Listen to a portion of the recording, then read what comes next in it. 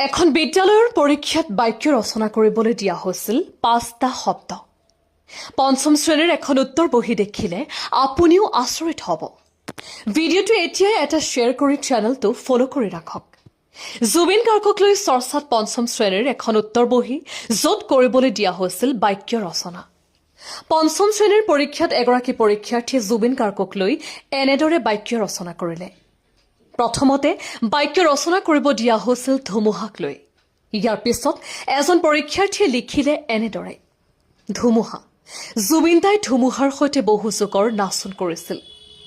শান্তি। জুবিন দাই ন্যায় পালে আমি শান্তি পাম। শৰীৰ। জুবিন দাৰ মৃত শৰীৰটো সোণাপুৰত জ্বলোৱা হৈছিল। বিপদ।